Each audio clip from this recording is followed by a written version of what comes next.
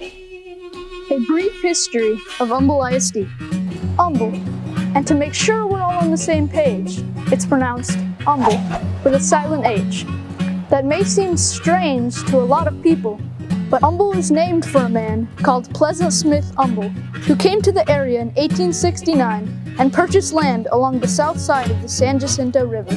Isn't it interesting, though, the peculiarity of Humble's namesake? 3 words, each with distinct meanings.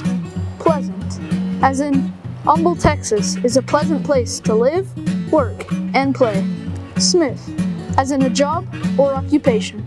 A craftsperson who works metal into useful forms. And the people of Humble, Texas, work. And finally, there's humble, as in not arrogant.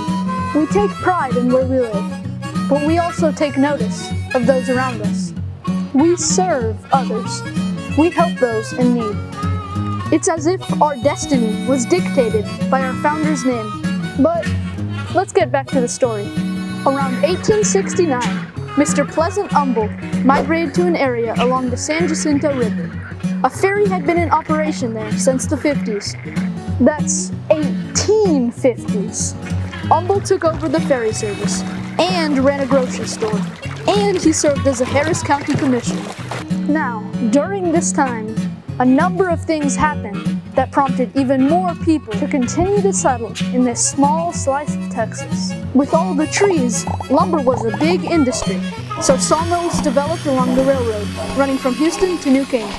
Visitors from Houston also rode the train to enjoy recreational activities along the river. And Humble, Texas became a boomtown overnight when the Moonshine Company struck oil. And we're not talking about Crisco. This black gold caused the population to grow from a few hundred residents to several thousand. And of course, as an area's population grows, so does its need for schools. The first school in the area was a private school established by Joe Dunn in 1873. 11 years later, Texas passed the Common School Law, establishing county schools across the state. And in 1918, the county created District 50, which the state then transformed into Humble Independent School District in February of 1919. At that time, Humble ISD had nearly 1,500 students. 100 years later, Humble ISD serves more than 43,000 students. That's really close to the population of a lot of cities. How did we grow so much? Here's the highlights. Humble continued to grow because of oil and other commerce in the area. In 1929, the Humble Grammar School burned down.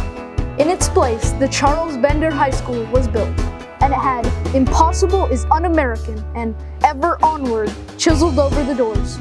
It was one of the most advanced high school buildings in Harris County, and one of the few schools that actually had a cafeteria and kitchen. It served as the sole high school in Humble for more than 30 years. Charles Street Stadium was added in 1946 and is where Bender High School football games were played until the opening of Humble High School on Wilson Road in 1965. Mr. George Emmett Turner was superintendent at that time. Due to explosive growth, in part because Houston's Intercontinental Airport opened in 1969, Mr. Turner opened 13 schools during his 21 years serving as superintendent. Interesting fact, George Turner grew up in Humble and graduated from Charles Bender High School in 1942. Interesting fact number 2, Turner Stadium is named after him. Upon Mr. Turner's retirement, Dr. Michael Say took over as superintendent. Humble ISD served about 13,000 students at the time, and over the next 19 years, enrollment doubled. To accommodate for this growth, Dr. Say's administration opened 16 schools. He is especially proud of developing the original concept for Quest High School and the Humble ISD Education Foundation. Interesting fact, the Humble ISD Education Foundation has awarded more than $12 million in grants to Humble ISD since the year 2000. Thank you, Dr. Say. In 2001, Dr. Sconzo became superintendent. Due to continuing growth, Dr. Sconzo oversaw the opening of 15 new schools in his 16 years as superintendent. I mean, I can recall over the 16 years in that experience saying pretty frequently that we were in transition from being Mayberry to becoming Metropolis. But as we did that, we didn't want to lose Mayberry. That we wanted to still feel like we were Mayberry, because we were close and we were together. And we would never grow so big that you didn't know everyone, and I'll put everyone in quotes, but you knew a lot of people and you had a lot of relationships. And I think it's really fascinating how Humble has been able to retain that even during just incredible growth. And I just think it's part of the spirit of this community. So it won't be lost because people won't let it be lost. In case you're anything like me and don't know what Mayberry is the small town that is the setting for the Andy Griffith Show, a popular 1960s TV sitcom. Dr. Elizabeth Fagan is now the superintendent of Humble ISD. Through her portrait of a graduate initiative, she is building on a strong foundation for another 100 years of success. Dr. Fagan opened Groves Elementary and Westlake Middle School.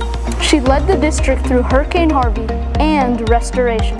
And she worked with the community to develop a bond package to build new schools, rebuild and renovate aging schools, update safety, and more.